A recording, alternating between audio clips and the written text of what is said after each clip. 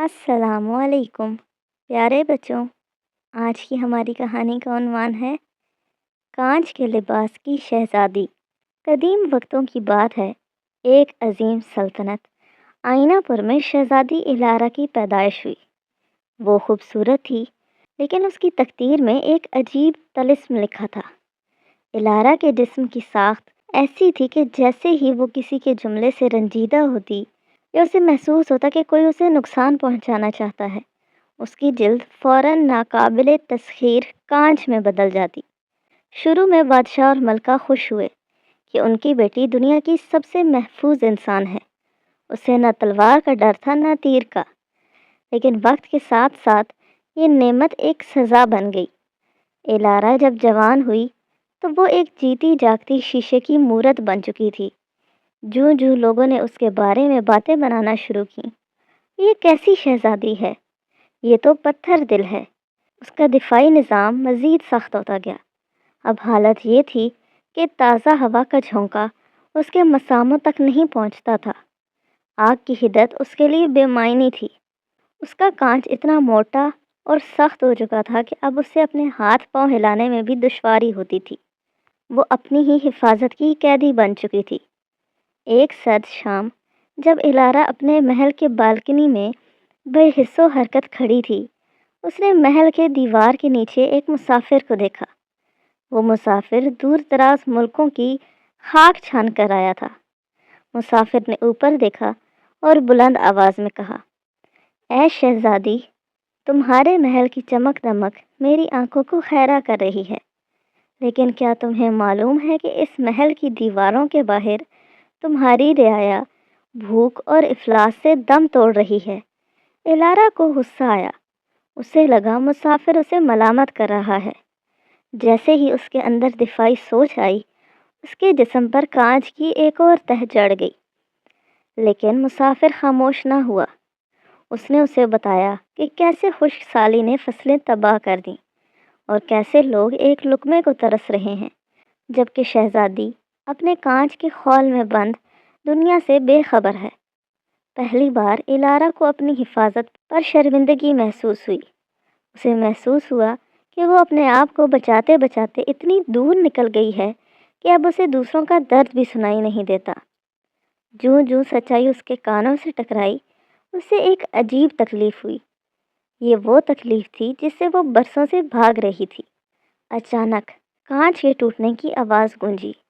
اس کے جسم پر موجود کانچ میں ایک باریک سی دراڑ آ گئی۔ یہ دراڑ جسمانی چوٹ سے نہیں بلکہ احساس سے پڑی تھی۔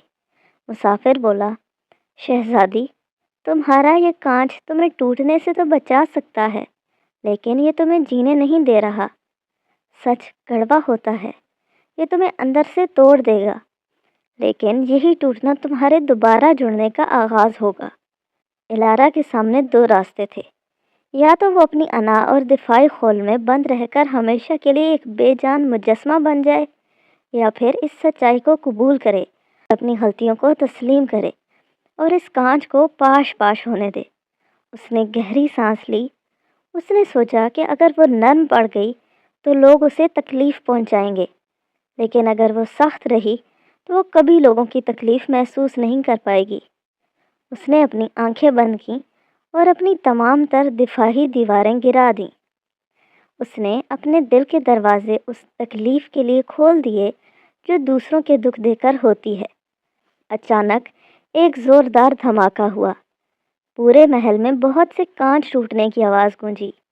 الارا کا وہ ناقابل تسخیر لباس ہزاروں ٹکڑوں میں بکھر گیا۔ اب وہ ایک عام انسان تھی، جس کی جلد نرم تھی اور جس کا دل دھڑک رہا تھا۔ الارا اب آزاد تھی۔ اس نے محسوس کیا کہ کمزوری بزدلی نہیں بلکہ بہادری کی انتہا ہے۔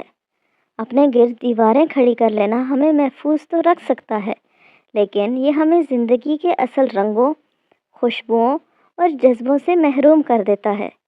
جب وہ محل سے باہر نکلی تو پہلی بار اسے ٹھنڈی ہوا نے چھوا، اور پہلی بار جب اس نے ایک غریب بچے کو گلے لگایا تو اسے احساس ہوا کہ اصل طاقت ناقابل تسخیر ہونے میں نہیں بلکہ محسوس کرنے میں ہے۔